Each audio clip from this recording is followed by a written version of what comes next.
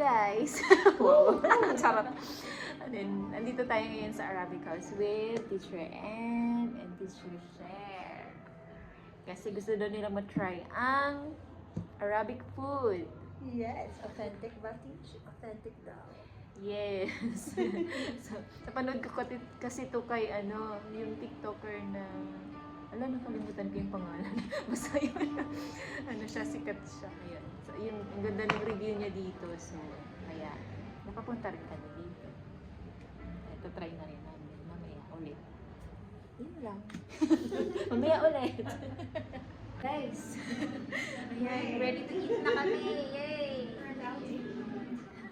Order namin is biryani, musaka, malatiya, tapos yung tawag ito. Samosa. Samosa, yes. And laban, mango. And the musaka. Fresh siya, shake. Ayan, yung isang kasama namin. Hindi niya mapigilan.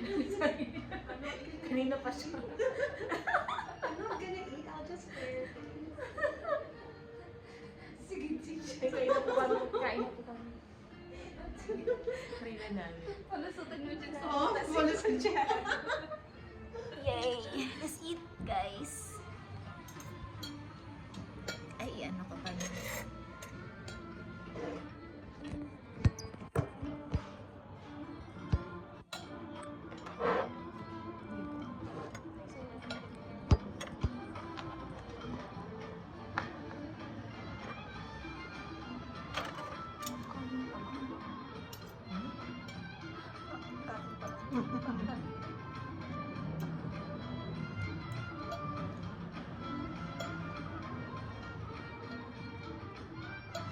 Mag-anak ko. Oh, ang asan tayo?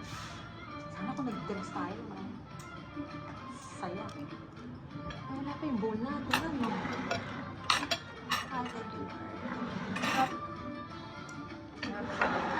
Ang sarap kaya pala ang ganda ng video. Yung bowl? Wala pa yung bowl natin? Wala pa? Coming pa yung bowl natin. Sarap! Pero teacher, nakita ko yung met. Tingin tayo ng sambosa.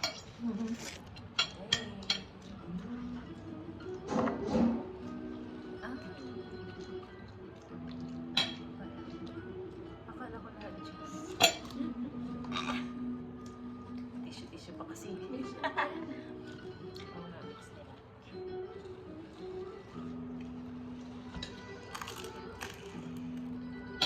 Nagdala ako sa isang account ko, nahiya ako sa mga kamag-anak ko kasi. May alam mo, hindi lahat ng kamag-anak ay magkakapareho.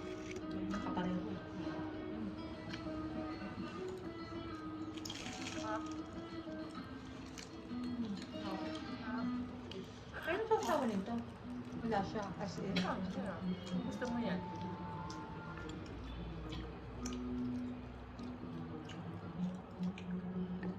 Ito bestseller talaga biryani.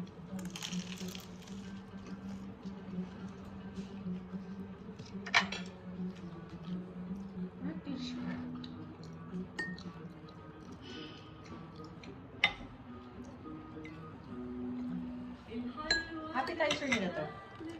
Appetizer nila to? Or normal ano to? Bakit appetizer?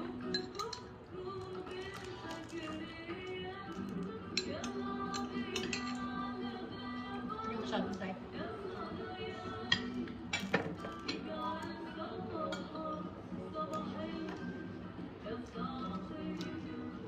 Short na food mo.